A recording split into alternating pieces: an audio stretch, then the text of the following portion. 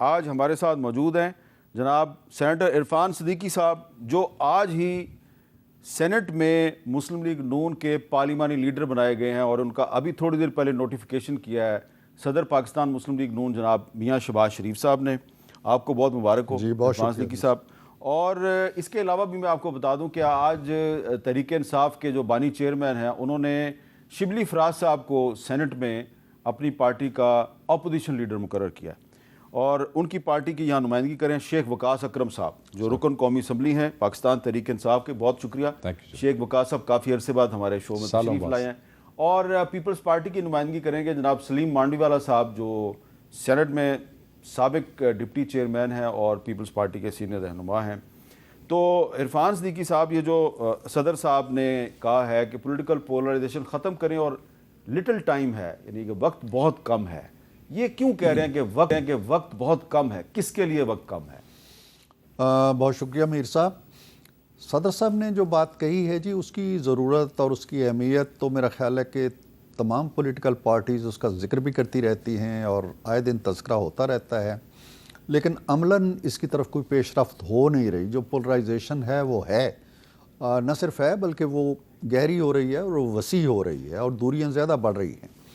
सदर साहब इसलिए कहते हैं वक्त कम है, दो पहलू हो सकते हैं। एक तो ये है कि जब जमहूरियत को हम तमाशा बनाए रखेंगे और कुछ स्टेबल गवर्नमेंट बनती है या स्टेबिलिटी हाउसेस के अंदर आती है, कानून साजी होती है, जमहूरियत के जो तौर अतवार हैं वो एक मुस्तकीम रास्ते पे चलना शुरू हो जाते हैं, ठहराव आ जाता है, बाहर की इन्वेस्टमेंट आ जाती है, मईशत हमारी संभल जाती है, तो मामला ठीक हो जाएंगे।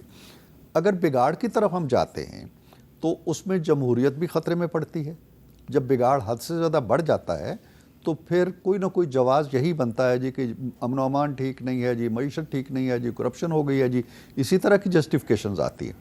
दूसरी बात यह है जो उन्होंने कहा है कि टाइम कम है का मतलब यह है कि ज़माना मीर साहब बड़ी तेज़ी के साथ आगे निकल रहा है। हमारे पास पड़ोस की जो रियासतें हैं जो हमारे साथ आज़ाद हुई या जो हमारे बदन से कट के एक अलग रियासत बनी, आप तसव्वुर करें कि वो कहाँ पहुँच चुके हैं। लिहाजा जब आदमी पीछे रह जाता है और बहुत पीछे रह जाता है तो उसको ये एहसास दिलाया जाता है कि जनाब आप भी ज़रा अपनी रफ्तार पे नज़र रखें और अपनी बरक रफ्तारी के साथ आगे बढ़ें। वक्त कम है, वक्त आपका साथ नहीं दे रहा है। तो मेरा ख्याल ये है कि ज़रूरत है इस बात की, कते नज़र इसके कि किसका मौक़िफ़ क्या है और वो कौन कितनी मजबूती के साथ उस पर डटा हुआ है या पेश रफ्त कर रहा है या नहीं कर रहा है। ज़रूरत बहरहाल है कि ये पोलराइजेशन ख़त्म हो और कम अज़ कम मिनिमम एजेंडा के ऊपर हम लोग मुतफ़िक हो जाएं। अच्छा शेख वकास साहब, आपकी पार्टी ने तो शदीद हंगामा किया है, लेकिन जो मैसेज आया है सदर साहब की तरफ से कि रिकन्सिलिएशन की ज़रूरत है, तो क्या आप समझते हैं कि इस वक्त पाकिस्तान में जो सियासी माहौल है वो कौमी मुफाहमत के लिए बहुत साजगार है? कोई रास्ता निकल सकता है?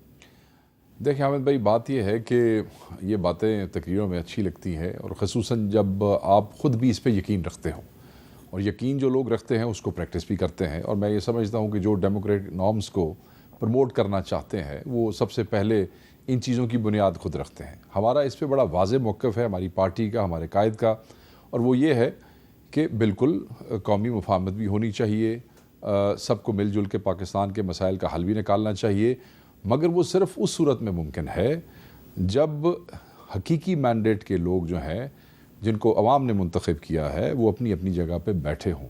जो लोग आपके मैंडेट के चोर हों, जिन लोगों ने आपसे इलेक्शन चुराया हो, उन पार्टियों के साथ बैठा ही नहीं जा सकता।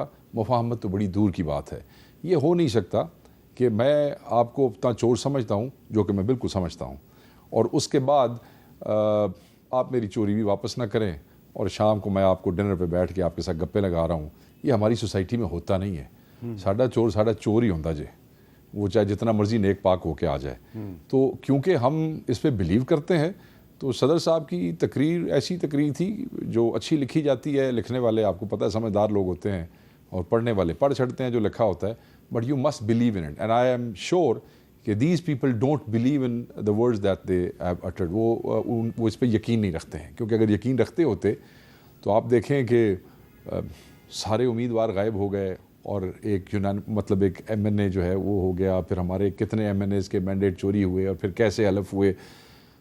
फॉर्म्स 47 में क्या हुआ, ये कहानियां इतनी दफ़ा आपके चैनल पे चल चुकी हैं, मैं टाइम ज़ाया नहीं करूंगा। तो अच्छी बात है लेटर इन स्पिरिट में, मगर उनके मुंह से अच्छी लगती है जो खुद इस पर बिलीव करते हों, जो लोगों के इलेक्शन चोरी करते हों, उनके मुंह से कहानियां अच्छी नहीं लगती। अच्छा मांडीवाला साहब, इलेक्शन तो खैर आपने भी लड़ा था 8 फरवरी को।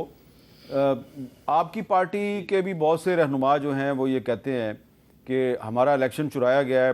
बिल्कुल कराची से आपने इलेक्शन लड़ा तो कराची से आपकी पार्टी के कुछ रहनुमा बहुत खुल्लम खुला ये कहते हैं कि हमारा इलेक्शन चुराया गया है, और यही बात जो है वो शेख वकास साहब भी कर रहे हैं।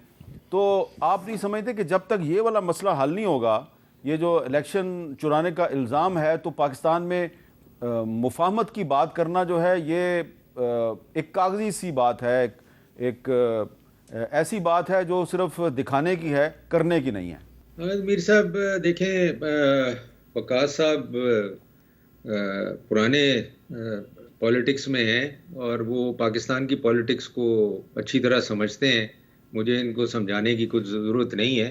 2018 में जो हुआ, उससे पहले जो हुआ, मतलब हम इसी मुल्क में रहते हैं, हम कोई बाहर से तो आए नहीं। तो हमने ये मैंडेट चोरी तो हर गवर्नमेंट में कभी आरओ का इलेक्शन होता है, कभी मैंडेट चोरी होता है, कभी आज पीटीआई कह रही है, कल को हमने कहा था, उससे पहले नून ने कहा था।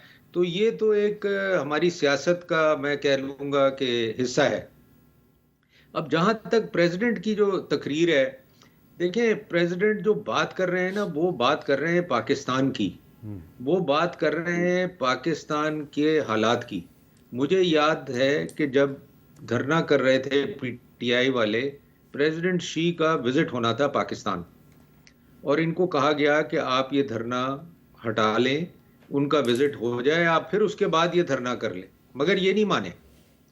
तो हमने देखें सियासत में एक चीज़ डिसाइड करनी है कि हमने पाकिस्तान को आगे लेके जाना है या हमने पाकिस्तान को डुबा देना है इस सियासत में जो हम कर रहे हैं।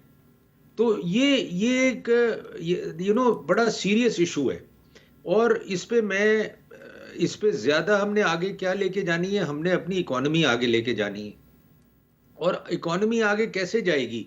इसी तरीके से जाएगी कि आप इकोनॉमी पे कोई कॉम्प्रोमाइज़ ना करें, आप इकोनॉमी को हर हालत में चलने दें।